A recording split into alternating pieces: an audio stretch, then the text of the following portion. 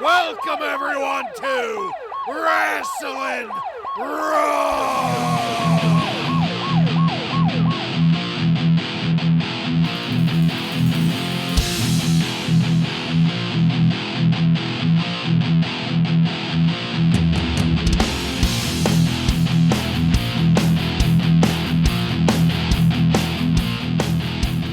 You're listening to Wrasslin Raw, the podcast that takes you back to when the World Wrestling Federation developed a little bit of an attitude. Thank you for joining us. You're here with Ryan Arico. Guess what, guys? What? I don't take my Prozac anymore. You know, of all the people that could use it, it might be you. Joe Giammatteo. Tonight there will be no bait and switch tactics. None. We are going to deliver on everything we say. I'm the one and only Jason Bartlett, and we're going to examine WWE history one episode of Raw at a time. But first, just want to give a quick shout out to our listener, Dan, out there. Dan has been putting us over on Twitter and left us a great review. Thank you for that, Dan. And just a reminder to all of our listeners out there, the best way to help us out is to leave that 5-star review on whatever platform you're listening to. It really helps us with the algorithms and all that shit that I don't understand that Ryan does. Hi! I've been told that that is important to us. The only other way that you could help us out would be to join that $100 tier on Patreon and get all of the unedited files constantly every week. Make sure and email me for details on that. Go out there and give us a push. Not 4.5 stars. No. Preferably 5. No, not a Dave Meltzer, not in Japan score. Right. If there's a fraction of a star anywhere in there, I will find you and I will fucking slap you. Woo! In this episode of Wrasslin Raw, we're going to be talking about the Raw that aired on February 3rd, 1997, the Royal Rumble Raw. This Royal Rumble Raw was recorded at the Sky Dome in Toronto, Ontario, Canada, and features Vince McMahon, Jim Ross, and Doc Hendricks at varying stages on commentary. Are you guys ready? I'm ready. Ready. All right, then, let's get into it. Welcome, everyone, to the Sky Dome. Royal Rumble Raw. Remember last week Vince McMahon told us that we were going to get a replay of the Royal Rumble match in its entirety? I'm looking forward to seeing that here again. I really enjoyed watching it on the pay-per-view, and I would absolutely sit and watch it again, so I'm pretty excited about that. At the start here, though, Coliseum Home Video has deigned to give us a replay of Austin sneaking back into the ring as part of the Royal Rumble finish, which doesn't make sense. I really thought we were promised the entire Royal Rumble match, but at this point I was a little skeptical on that. There will be no bait and switch tactics. None tonight. At all. I wonder, though, did Coliseum Home Video put the kibosh on this, or? Well, I have it in the news, but I'll just say it now. Apparently, the pay-per-view services, they said, no, you can't do that. Did you read the contract? Yeah. And Vince said, I figured it was like the one I gave to Bret Hart. Yeah. Pretty much. That's exactly what happened. Well, I mean, at this point, 30 seconds into this episode, the finish of the Royal Rumble match has been spoiled for us, and I almost kind of felt like there had been a bait and switch that had taken place, but I wasn't sure. It's so early. No, you've been assured you will not be given a bait and switch, so you're wrong. Yeah. You're incorrect there. You've been assured at least 30 times within this 2-hour episode here. Well, somebody else that got assured was the Hitman. The Hitman's going to be there for an interview later, but it looked like he was dressed for combat.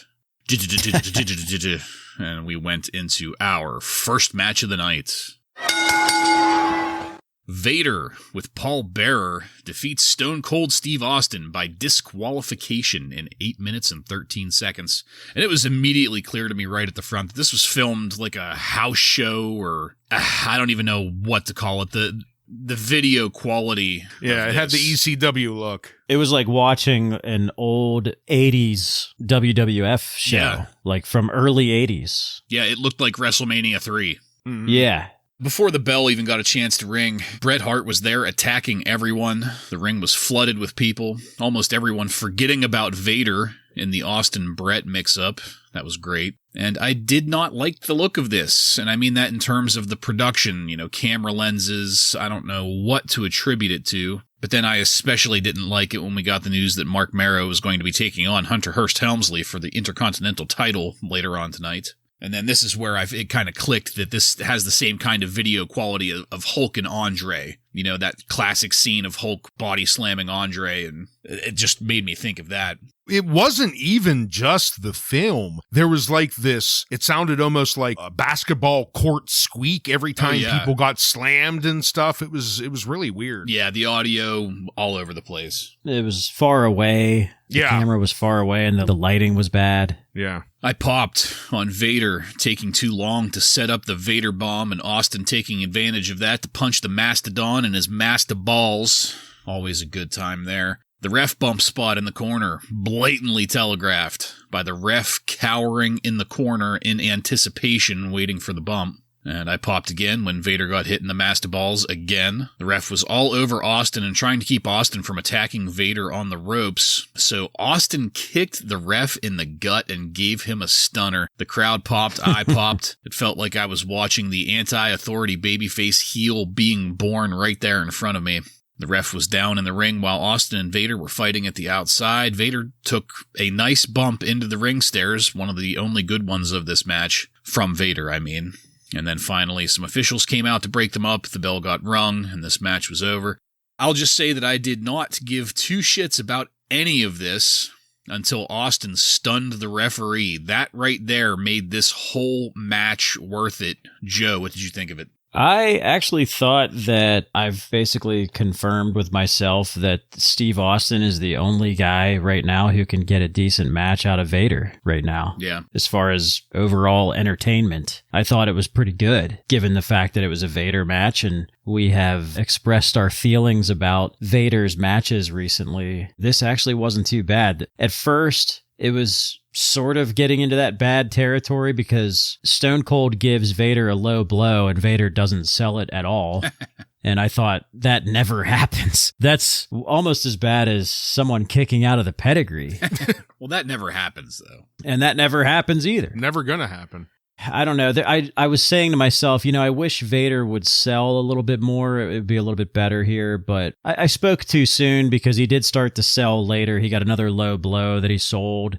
Yeah, Austin giving this referee a complete beating is fantastic. I thought that was great. Just lots of pandemonium in this match. I mean, you have Bret Hart interfering, you have Stone Cold destroying referees, so it was pretty good stuff. And I have a little bit of a surprise for you guys on this episode of Monday Night Raw. I'm sorry, what's it called again? Royal Rumble Raw.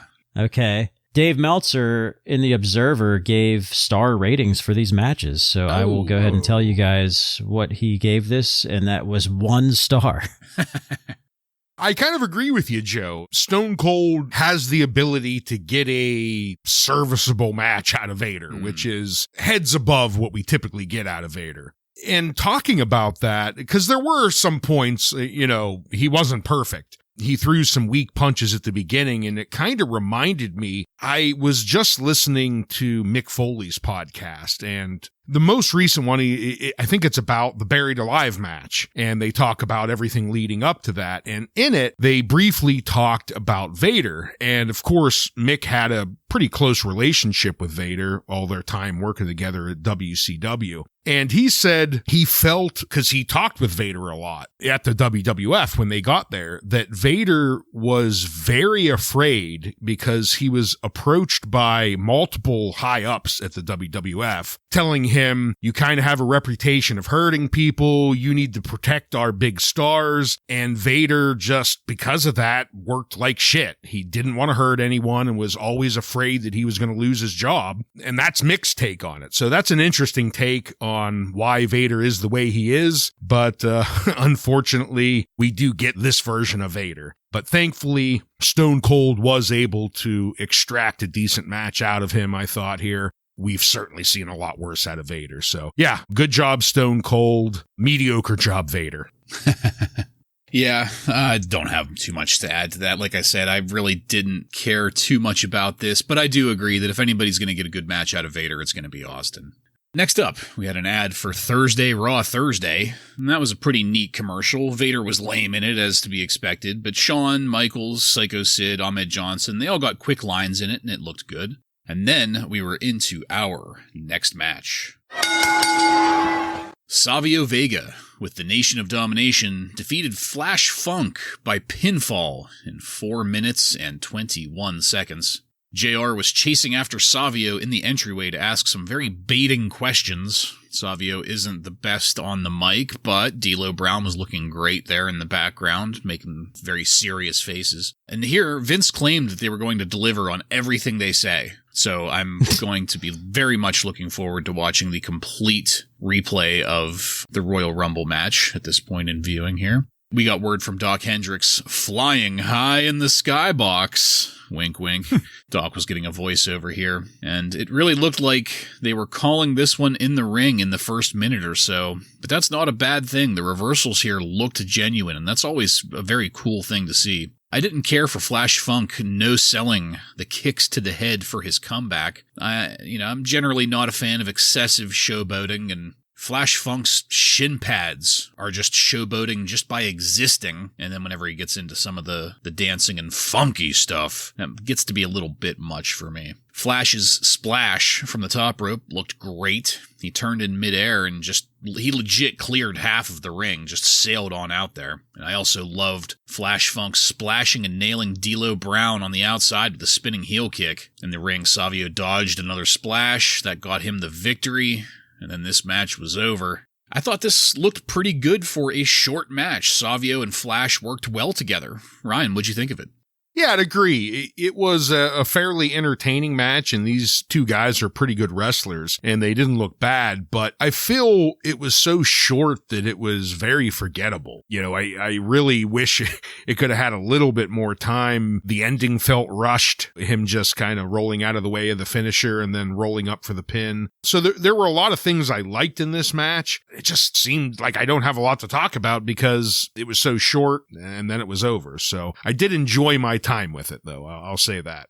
Yeah, I could pretty much repeat everything you said. Forgettable, quick ending that came out of nowhere. No shenanigans. This is a Nation of Domination, and there was no shenanigans, which was a little bit odd. Speaking of that, Savio seems to be pulling it off with the Nation so far, but something I feel that's missing is something that I feel they would do nowadays in wrestling is that Savio would have like new ring gear. Yeah. He's got the same ring gear. He comes out with the trench coat, which looks cool, but then he's got the same ring gear he had when he was a babyface. Maybe even a new haircut or... Yeah, some kind of new look would be good, I think, to kind of put this over a little bit more. And the other thing is this whole storyline with Savio Vega joining the Nation, turning on Ahmed Johnson.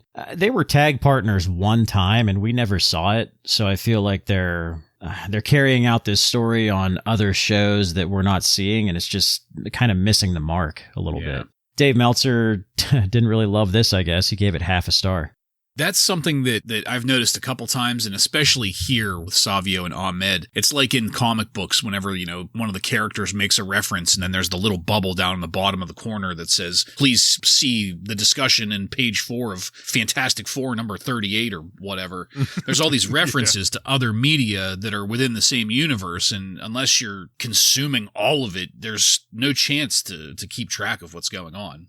Well, and the real shame of it is we are following the big shows, Raw and the pay-per-views, so I feel like we should be able to pick up on the stories. Yeah, it's hard to hate Savio Vega right now because we didn't really see what he did to get us to hate him. Yeah. Yeah, outside of his quick interview with JR telling the fans that he doesn't care about them anymore. Yeah.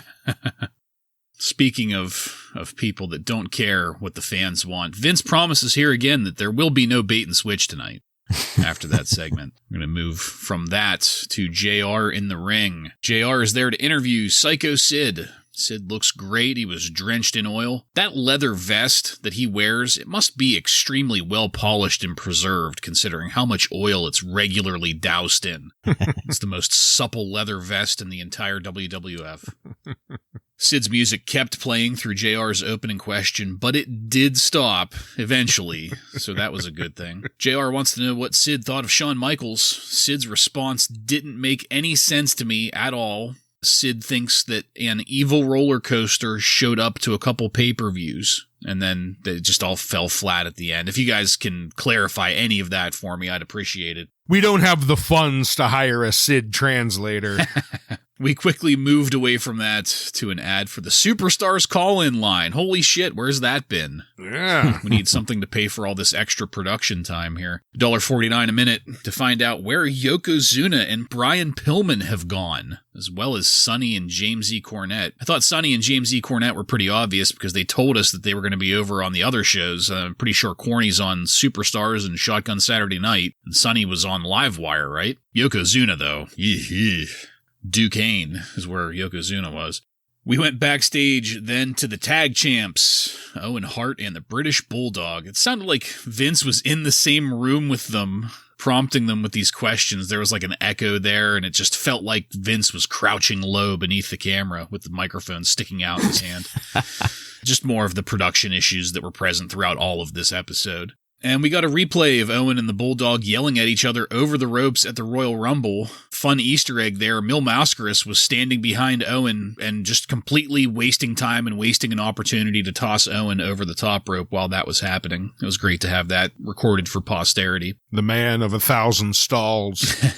And that was the end of this segment. Not a lot going on, but enough to talk about. Ryan, what did you have on it? Yeah, Sid, as you kind of covered there, he veered off into the nonsensical pretty quick, and it didn't make much sense. I mean, I did catch something about friendship with Shawn. That was evident, but outside of the friendship, it was a little bit weird.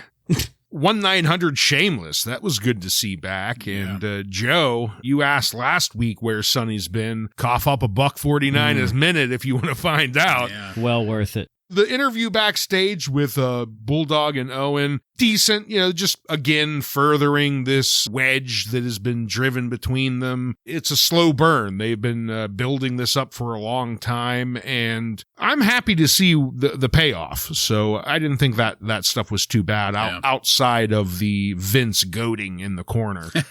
Yeah, the Psycho Sid is, when this was happening, the interview, I was not excited at all for this. And it's pretty much what I expected. Just a bunch of nonsensical yelling and oil flying everywhere.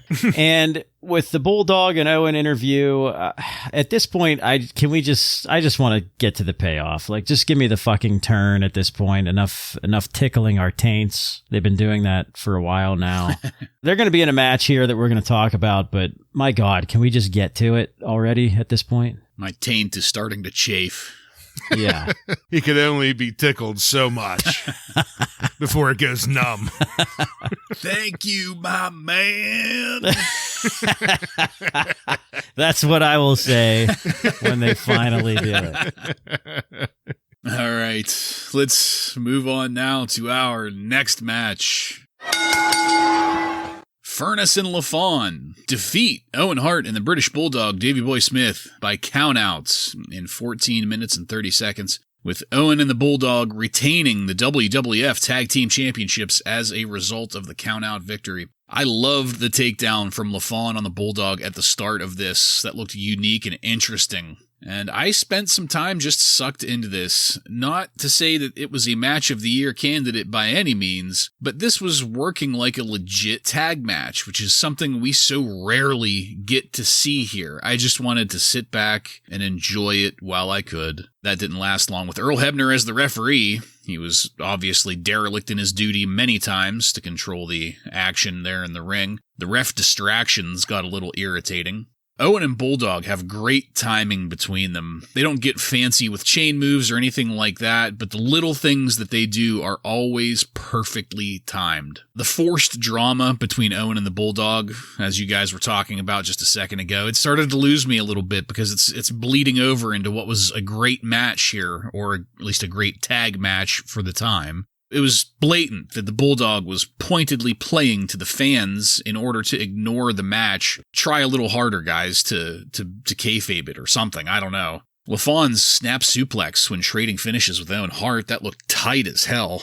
And when Hebner gave a 3 count with Owen's foot on the ropes, immediately reversing his call, that made me think of Gorilla Monsoon. Things kind of fell apart after that. It felt like things just got messy and disjointed. Owen ended up being counted out because he was the legal man, supposedly injured at the outside while the Bulldog was in the ring wrestling, and it was kind of left up in the air as to whether or not Owen was legitimately injured or not. But I did love the aftermath. Owen being Owen, getting yelled at by the Bulldog and trying to calm him down. Owen gave the timeout T sign in the Bulldog's face while they were arguing in the entryway. I just love that for some reason. I don't know why. I thought it was great. Joe, I thought this was a pretty decent for a tag match in the WWF in 1997, but it fell apart at the finish for me. What did you think?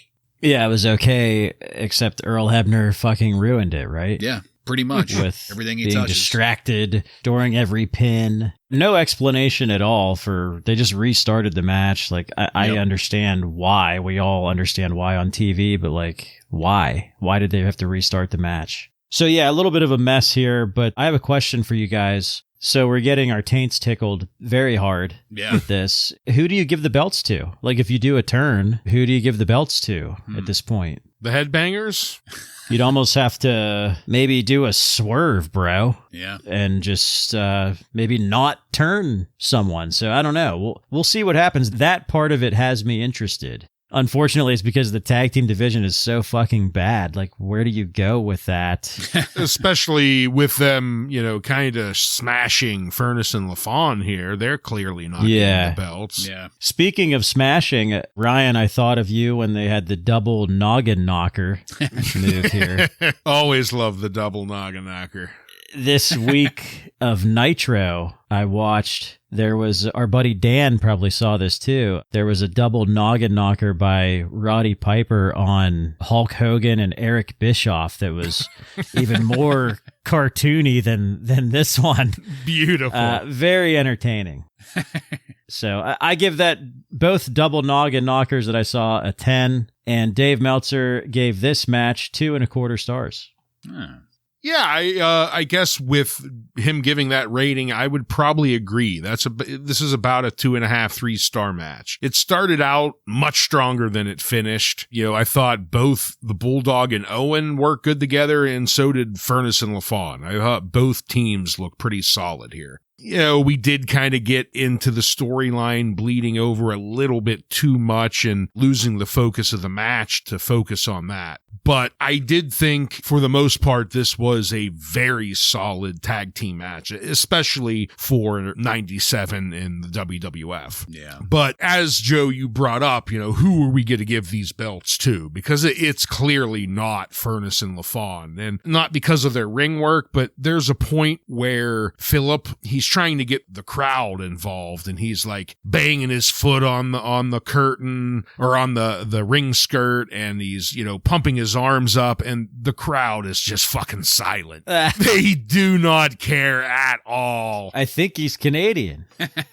He may be, but they didn't give a shit. So yeah, they're clearly not getting over. So despite them being a solid tag team, they can't have the belts. And then we end this with Owen and the Bulldog arguing on their way out. So yeah, solid tag team, just kind of started to fall flat towards the end and could have had a better finish. What kind of a world are we living in when a guy named Philip LaFawn can't get over in Canada? Yeah. Yeah, and he's from Canada. Yeah. Confirmed. No one gave a shit. Nope. The whole Owen Bulldog thing by the end of this was turning from a taint tickler into a grundle grinder. Yeah. Just to throw that out there. I'm going to copyright that. Moving on, we'll get a small snippet of the Royal Rumbles action from Ahmed Johnson, as well as a replay of Ahmed from last Monday night. And here is where Ahmed states that he don't take his Prozac no more. Jeez. And when he goes off his Prozac, we don't know what's going to happen. And then he starts to shake in what appear to be delirium tremens. He's also very angry about Savio Vega. That must have been one hell of a betrayal that he felt there. The Undertaker showed up, though, and things got fucking real, fucking fast. I loved this very brief interaction between The Undertaker and Ahmed in preparation for their tag match against Farouk and Mankind later on tonight. Again, brief, but immediately serious. Any kind of shit that you might have felt about Ahmed was totally removed by The Undertaker taking control of the situation. This was a short but significant little vignette in between matches, and I'm also worried about Ahmed not following a correct drawdown protocol, weaning off of his Prozac. Joe, what did you think of this? I guess if Prozac was in baby oil form, Ahmed would be overdosing on it. Topical Prozac. Yeah. Undertaker comes in and throws his hand at the throat, for this choke slam, and you could see the oil just splashing everywhere. Yeah, I thought it was a solid little spot here, setting up this bit of an odd team up, but I thought they bridged it better than last week. It still doesn't seem completely natural for The Undertaker to be here teaming up with a guy and talking about it, but the way they did it felt better than him just going to a conference like last week.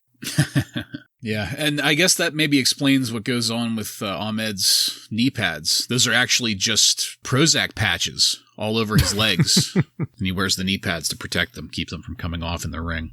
All right, well, guys, it was a great show so far, but we're going to go into our next match.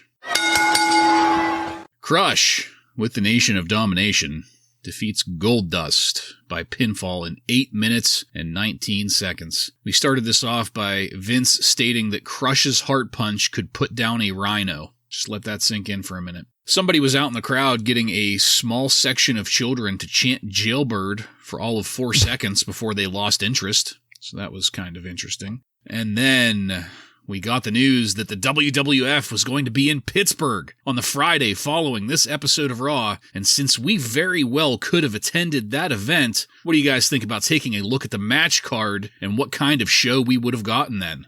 Sounds like a plan. Let's do it. I've been excited about this ever since I watched. This is from the February 7th, 1997 house show at the Civic Arena in Pittsburgh, Pennsylvania. Show opener, Rocky Maivia defeats Leif Cassidy. Well, the last time we saw Leif, he was looking more Al Snow-like, so that could have been a decent match. I don't really know what to expect from that, to be honest. Yeah, I'm curious if there were any Rocky sucks chants in that crowd. Next up was Crush defeating Barry Horowitz. No. It's a no. It's a no for me, dog. We could answer the question. It may well have been a show we could have went to, but once I saw him on the card, I wouldn't have. He would have just second left. Match. I mean, you've just had a hot dog or some nachos, so yeah, you're forced to watch this. Ugh. It should be noted that Barry Horowitz was subbing in for Bob Holly in that match. Nah. Did Barry win? No, the Crush defeated Barry Horowitz. No, he got put down like a rhino. Yeah. But that sub brings us to our next match, which was Owen Hart and the British Bulldog defeating Phil LaFawn and Bob Holly. Holly was here subbing for Doug Furnace. Okay. So it looks like kind of sounds like they had to do some last minute changes to the card there. Yeah. Sounds like we only have 2 tag teams. Yeah. Next up after that was Hunter Hearst Helmsley defeating Flash Funk. I would have liked to have seen that. That could have been a decent one, yeah. Sounds flashy and funky. The Funkettes. I mean, that would have brought me back from the Crush depression. Well, they weren't here. Yeah, I was they gonna weren't say, here tonight. He's sans the Funkettes. They've True. been in the budget cut. Oh. Next up was Farouk defeating The Undertaker via disqualification. Wow. That's interesting. Yeah, that would be good. Yeah. After that was Goldust defeating Mankind. Huh. Yeah, those 2 matches, Farouk defeating Undertaker and Goldust defeating Mankind, they're not something that you would immediately think of, but they sound interesting nonetheless. Yeah. I'm sure it was a good match, but I'm not on board with babyface Goldust right now. Well, maybe something that you would be on board with is the Sultan defeating Ahmed Johnson. Oh, boy. You know, that guy that we have this whole fucking story built around going up against the Nation of Domination, and he carries a 2x4, defeated by the Sultan here. To make it worse, I'm sure Bob Backlund was in his corner, too. Oh, yeah. What about Sheiky? Sheiky Baby. I would have liked to have seen Sheiky Baby. An interesting note here, the Sultan was subbing in for Vader. So we should have had Vader in that match, but we got the Sultan instead. Kind of improves it, right? Well, I'm genuinely curious to hear what you're going to think of what would have been our main event. Tag team match, Bret Hart and Psycho Sid defeating Shawn Michaels and Stone Cold Steve Austin. Whoa. Yeah. You know, I was reading in the Observer that they've been doing that match a lot on the road. Well, I'm sure it would have been a fun one to watch, though. Yeah. Yeah. And that's it. That's the end of the card for February 7th of Pittsburgh house show. As long as I had a long bowel movement during the second match, not a bad card. Yeah. Yeah, you get all the big names. You got Undertaker, Bret Hart, Shawn Michaels, Stone Cold, Mankind, everybody. Yeah. All right. Well, back in the ring, back to Crush. So, you know how I mentioned before there was somebody out in the crowd trying to lead groups of children in chanting Jailbird? Vince. No, it really sounded like Bruce Pritchard. I swear to God, that was my note. Like I'm sitting here listening to it, and because you can hear the guy like going Jailbird, and then the kids would answer with Jailbird, and I swear to God, it sounded like Bruce Pritchard. I don't know that for a fact, but really. Well, the crowd was silent for the match, so I'm sure it was pretty audible. That's just something that I felt the need to note because things were just kind of there in the ring. Crush is pretty fucking boring. And then Hunter Hearst Helmsley came out. He had no business being there. No. Apparently Hunter is back to harassing Marlena again. What a tired fucking angle. God, I don't care about Hunter going after women. It's dumb. I'm over it. You will, though. And I hate to say it about Goldust, but this match continued to be boring. Crush is the superstar equivalent to cardboard. Savio interfered in this. He gave Crush the fucking 20 minutes that Crush needed to set up the heart punch. And thankfully, this was over. I love seeing Goldust, but I am not willing to pay the price of seeing Crush with him. Ryan, what did you think of this? Whew. I mean, Goldust, as you just said, for the most part, I'm pretty entertained by his matches, but Crush is able to bring the best stars to their knees with his mediocrity. With the heart punch. And there's no change here. I don't have anything to really say, and that's sad because I know Goldust tried his ass off here, but man, is Crush terrible. I mean, I'm just going to end it. It was a piss poor match, piss poor treatment of Goldust. He fucking loses this pretty decisively to Crush. Yeah. Just piss poor all around. I hated it. Yeah, horrible match. It pretty much looked like a training school match for Crush. Ooh, he just sucks. Good call. Not enough close-ups of Marlena. Hunter Hearst Helmsley comes down, has no business being there, and then he just fucking leaves. Like he just chirped at Marlena a little bit, then left. That was pointless too. So yeah, it sucked, and Meltzer agrees and gave it a dud. Yeah. Well, something that probably won't be a dud: the new Blackjacks. I'm ready for this. I'm excited. This was a pretty awesome vignette. Mm-hmm. I'm really, really looking forward to seeing how this stacks up against my memory of it, because my memory of it is a little bit fuzzy in the way that some of this cartoony shit was. We've got the Blackjack Mulligan himself sitting there at a campfire. There's a black glove and a black claw. The Blackjacks will ride you hard and fast. Don't say that you haven't been warned.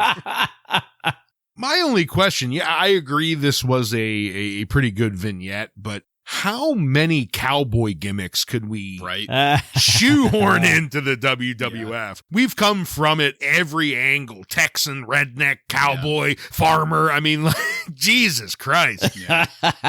It's their job. The delivery, I thought the delivery on that was actually pretty decent, just like the rest of the vignette. But like you say, this is just more cartoon shit. The only legitimate, believable Texan that we have here is Stone Cold Steve Austin. He doesn't base his character around his regional origin at all. He doesn't come out with a branding iron or covered in shoe polish, yeah. Right. I was getting a little bit of, I don't know, cartoony, yes. I was getting a little bit of like Red Dead Redemption vibes from this. Like, definitely, yeah. But we have had other cowboys. Yeah, and it might get even more cartoony when we actually see them. That's what I'm kind of worried about, because this vignette looked pretty cool. It was pretty well done, but are we going to be able to take these guys serious? I don't know. Time will tell. In the meantime, we had the Slam of the Week that was brought to us by the Army. Vince was then in the ring to introduce Shawn Michaels. JR here on commentary makes a reference to people making promises that they can't keep. Love JR. And you could see up on the Titantron while this was going on that Shawn even humped Vince's leg. Vince was blushing and grinning like a schoolgirl, of course. Those first few rows are in the splash zone there. Yeah. In memory of Gallagher, who just passed away. Oh, yes. Shawn basically states that he'll be whatever he has to be, good, bad, whatever, to remain the champion. And that lack of giving a shit felt pretty real to me. Speaking of real, we got footage of Bret Hart sitting backstage watching the video feed in real time. It was very brief, but it looked like he was at the gorilla position and extremely pissed off. And I have to admit that I was starting to tune out pretty hard on this. I prefer it when Shawn keeps it short. This wasn't necessarily Shawn short. But I did perk up when Bret Hart was called out. And no matter how much Bret tries to like Shawn, Shawn keeps making it harder. That's exactly how I feel about it. Thank you, Bret, for being so fucking relatable. Bret calls Shawn a complete and total jackass. Thank you, Bret. Nothing but a punk. And Austin out of nowhere, taking out Bret Hart. They go at it, and I fucking popped. Austin attacking Bret salvaged this for me because I actually care about that. Sid came down too at some point. I'm not sure why. But then off camera, Sid and Austin were escorted out. I loved Bret Hart standing on the belt and keeping Shawn from picking it up. And then I fucking popped even harder when Bret picked it up and dropped it in front of Shawn instead of handing it to him. Oh, also, earlier tonight we got the contract signing of Tiger Ali Singh. Already a footnote in the greater discussion. He cut a promo there and it was lame. Before we move on, Ryan, we had a lot going on here in between matches this time. What did you have on it? We already kind of talked about the vignette, so I'm not going to cover that. But the interview with Shawn Michaels, he did a decent job here at first, but he did get a little bit long-winded. But I didn't think it was all that bad for the most part. But then Bret Hart comes out, and it definitely picked up. At one point during Shawn Michaels' ramblings, he likened himself to Muhammad Ali. And Bret Hart comes out and says, Muhammad Ali? I don't think so. Maybe Dennis Rodman. What a great line. And a great way to put down Shawn. And I think all around, Bret did a great job here, and him and Stone Cold did help bring this segment out of not from being terrible, but from it being mediocre to it being something pretty good. So I did enjoy it by the end. Well, you guys may pride yourselves on being able to be complete and total jackasses. But the truth of the matter is, I don't have to like it. I loved that line from Bret. That was fantastic. And calling him a punk. I mean, Bret just made Shawn Michaels look like a little bitch in this whole segment. And Shawn Michaels is the champion. So I kind of wonder if Vince was maybe a little pissed after this. Like, oh boy, that was a mistake, you know? Shawn's going to lose that smile real quick. Yeah, he wasn't smiling at the end of this, so it's already leaving. But this was a nice sneak peek of the Canadian hero gimmick that we're going to see with Bret Hart in the next month or two. So pretty good stuff. Austin coming out kind of ruined it a little bit, but I'm not mad about it because anytime Austin and Bret Hart are battling, it's always great. But then we got the standoff between Shawn and Bret after that you talked about, Bartlett, with dropping the belt and stuff like that. I mean, that was just, man, if Shawn Michaels is in the ring and I hear Bret Hart's music, I'm fucking perking up because this is really good shit. And I just noticed we both skipped Tiger Ali Yeah, Singh. I was just gonna note that. That's it. I have nothing to add. I just wanted to point out we both skipped it. The only thing I have to add is a young Shane McMahon was in the background during that signing. I did not see that. Good catch. All right, let's keep it moving now. We're getting towards the end of our episode to our next match. Hunter Hearst Helmsley defeats Marc Mero by pinfall in 13 minutes and 57 seconds to retain the WWF Intercontinental title. Mr. Hughes had been barred from ringside and therefore continued to be completely useless. It's as if he was barred during the Royal Rumble, too. But in all fairness, Sable was barred from ringside too because she is just as useless as Mr. Hughes. Apparently, Sable kicked The Undertaker on Superstars. That was out of nowhere and looked terrible. But it was pretty much the highlight of this because I did not want to be watching this. I am so fucking tired of Marc Mero and Hunter Hearst Helmsley. Please, for the love of Christ, never again. Move on. I really kind of wanted to fast forward this a little bit. Not gonna lie. This was pissing me off. I won't dwell on it, but my God. I probably would have changed the channel on Crush, but I definitely would have changed the channel here if I was a contemporary viewer. And at the point of Mero doing the Watusi, I was just really, really regretting not fast forwarding it. The finish was Hunter cheating with a foreign object, and then this was over. Joe, what did you have on it? Well, the good news for you is I think Marc Mero is going to tear up his knee here pretty soon. So now that's a promise you've made before, and I'm still fucking watching him. You Joe. best damn fucking keep it. Yeah. I better deliver, brother. This match was okay if you are someone who has never seen a Wildman Marc Mero match, because he basically just gets all of his shit in, brother, and that's it. That's fucking it. He just did all his same shit he does every match. Once you've seen one, you've seen them all. We are sick and tired of it. The thing that really pisses me off about this is that Helmsley had to cheat to win again, because we have to continue putting the Wild Man on a pedestal. It makes us seem like they're going to wrestle yet again some point. And just keep putting the Wild Man over. Give him that push. He is that formidable. Dave fucking Meltzer gave this 3.25 stars. Ooh. Yeah. Wow. Because, I mean, come on, Dave. This is the 1,000th time we've seen this match, and it has been the same every fucking time. How could he give this almost 4 stars is beyond me, because the moment I heard it, the moment it was introduced, I yawned. My comments are, I have really 2 comments, and neither of them have much to do with the match itself, actually.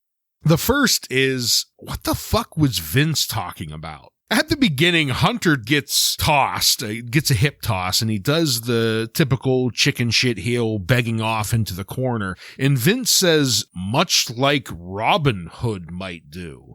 All right. I have an explanation. Okay. I was like, what in the fuck are they talking JR about? JR sounded confused too. He was like, Robin Hood? And they kept talking about La Femme Nikita's arms being bigger than Robin Hood. So TNT was airing the New Adventures of Robin Hood during La Femme Nikita. So they're putting over La Femme Nikita by talking shit on Robin Hood. Right. So yeah, way to not explain that at all, Vince, and just confuse your audience, because I was lost. But okay. I'm going to skip the rest of the things where Mero looks like shit. Let's see. And then we get to the end, and Hunter cheated, but there was something about this way he cheated that really made me think this is the start of the cerebral assassin Triple H, because he takes the turnbuckle off, but That's not the cheat. That is a distraction so that the ref will notice it and then go and have to retie it, allowing him to then pull out the brass knucks and win. So I think this is really establishing this cerebral assassin kind of persona that Triple H will have throughout his career. But the match itself, fucking terrible. My God. Yeah, good call on the top turnbuckle being untied. Even Mero had to point it out, and Earl Hebner, or whoever the referee, I assume it's Earl Hebner because they were dumb enough to listen to him, spent some time tying that back on. But we're almost to the end here. Let's go back to the Royal Rumble to get a brief replay of Jerry Lawler entering the Royal Rumble match. It was funny to see Lawler putting the headset back on afterwards. But then we quickly move to our final match of the night. The Undertaker and Ahmed Johnson defeat Farouk with the Nation of Domination and Mankind with Paul Bearer by pinfall in 10 minutes and 29 seconds in a no-holds-barred tag team match. Ahmed Johnson is still carrying a 2x4x20. The thing is long. It's enormous. And Vince, again, repeats here that they are not going to bait and switch us or lead us on for an hour and 45 minutes. No, you will get everything that you've been promised. I did love Paul Bearer clutching his chest in a reaction to The Undertaker's pyro. That was a beautiful little scene. And guys, honestly, I was a little fatigued going into this. Crush, Mero really hurt the momentum of the episode. I mean, I know you have to have some filler there in the middle, but my God, those were just death blows to any kind of momentum that this longer episode had going through. Also, I thought the no-holds-barred stipulation kind of hurt this. Without some kind of structure, this match was just all over the place. There was an interruption to pitch the house show tour, and then the Western Union rewind, and constant interruptions like that stuff didn't help. Between all of the people surrounding the ring, the weird camera work, production, it got hard for me to follow the story in the ring, and that's assuming there was one. I was not really able to pick up on one other than these guys have mutual hatreds and they got thrown in the ring together. Vince, for some reason, decided to yell, "These aren't has-beens, these are superstars in their prime." I didn't hear anybody calling anybody here has-beens, except for Vince. I think he's talking about Hulk Hogan. Well. Yeah, all this shit has to be digs at WCW. The bait and switch, the has-beens, the Robin Hood. Like, what the fuck? This whole episode. Ahmed was up and down the entryway a few times. His action with the 2x4 did not look good at all. Ooh, no. And then fucking Vader, out of nowhere. No business being there. Shitting up the place as per the huge. And I did like The Undertaker's tombstone to Mankind to get the pin and the victory. That was over on the chair. It looked great, yeah. And that was it. We faded to black. I thought that this match was kind of symbolic of just this whole episode, in that it appeared to be somewhat poorly thought out. It appeared to be somewhat distracted. It was kind of just messy overall. Ryan, what did you think of it?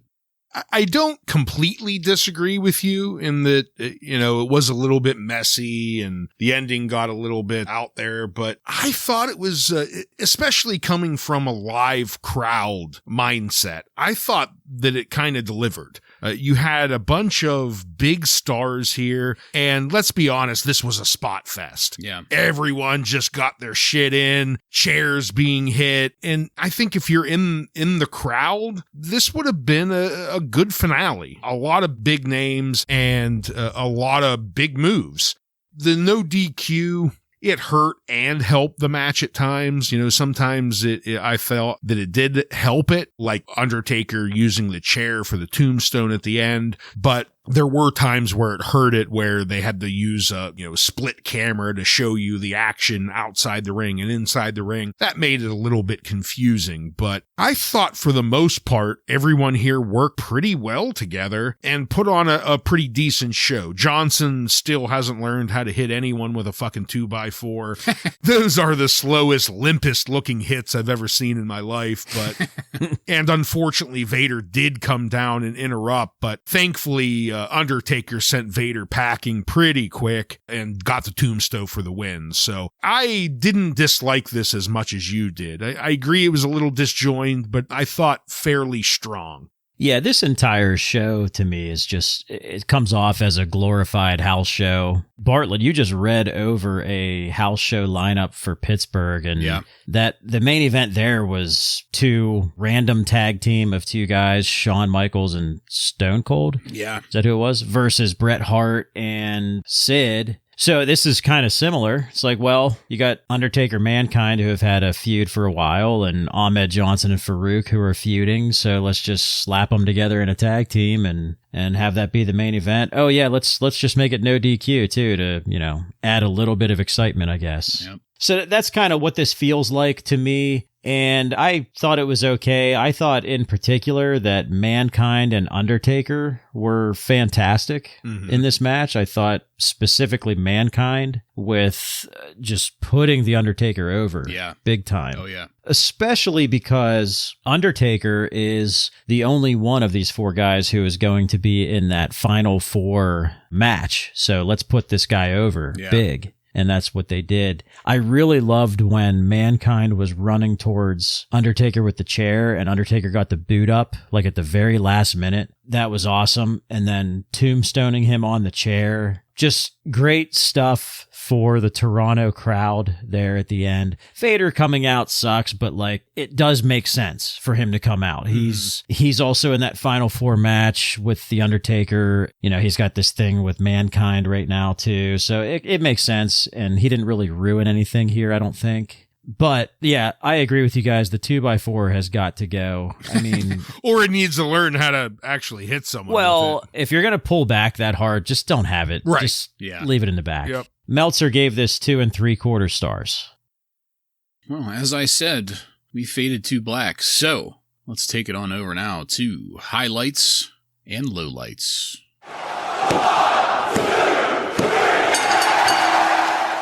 Joe, why don't you go first, please? Well, my highlight's easy. It's Bret Hart. Everything that came out of his mouth directed at Shawn Michaels, I thought was fantastic. Low light for me, man, it has to be the Crush and Goldust match because they just made Goldust look terrible. Mm-hmm. It looked like Goldust lost, who was one of your hottest heels not that long ago, just lost to a complete jobber in Crush. Yeah. Low light, I might as well start off with that because I completely agree with you, Joe. Crush and Goldust. I really don't have much else to say. Crush, low light. Highlight, I'm going to go with the Doug and Phillip versus Bulldog and Owen match. Wasn't fantastic by any means, but a strong enough match, I thought, to be the highlight here tonight. Yeah, tough to pick from here. I mean, I kind of had a little bit of a hard time going with the highlight, but once I thought about it long enough, I ended up going with Savio Vega versus Flash Funk. Both competitors looked good. I was entertained, and the fact that they looked good and that I was entertained is more than you could say for most of the rest of this show at any given point. But both of your highlights do have merit. My low light, Mero versus Helmsley, absolutely. That match just killed whatever interest I had left in this show up to that point. Crush started the decline, Mero fucking finished it off. That 1-2 punch. It felt like a marathon of mediocre matches, and it really got me worried. I really don't want to start fast forwarding through matches. But once we move on to this longer, the longer Raws and everything, I don't want to do it. But if they're going to keep giving me shit like that, ugh. With that being said, Joseph, do you have any contemporary wrestling news from on and around February 3rd, 1997 for us? I do.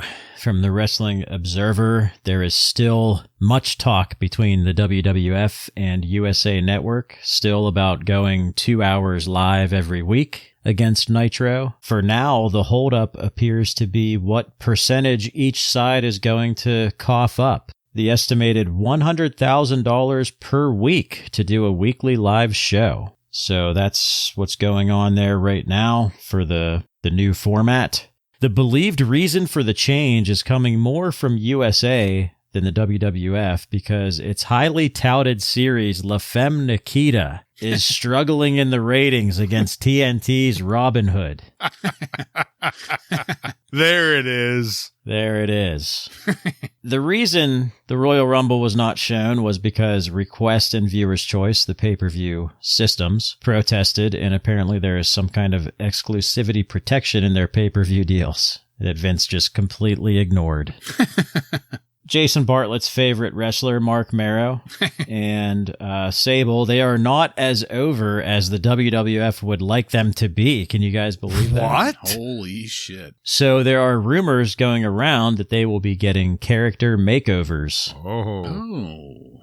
Okay. Which I thought was a pretty interesting point for later in the year. Mm-hmm. So that is all the news for this week. All right. Thank you, Joseph. Illuminating as always. And that's it, folks. We are done with this one. I want to thank you again for joining us. If you like what we're doing here and want to connect with us, you can email us at WRASSLINRAW. Just add @gmail.com to the end of that to submit questions or comments. Check us out on social media and on every podcast subscription platform. And while you're there, don't forget to follow and subscribe to get every episode of Wrasslin Raw coming to you every week. Give us a 5-star review and let your friends know how much cooler they would be if they became Rawheads like you and me. Next week on Wrasslin Raw, we're going to take a look at Thursday Raw Thursday. Thursday Raw Thursday aired on February 13th, 1997, and has matches featuring the Headbangers, Vader, and many more. So, for Joe and Ryan, I'm Jason, and this has been Wrasslin Raw.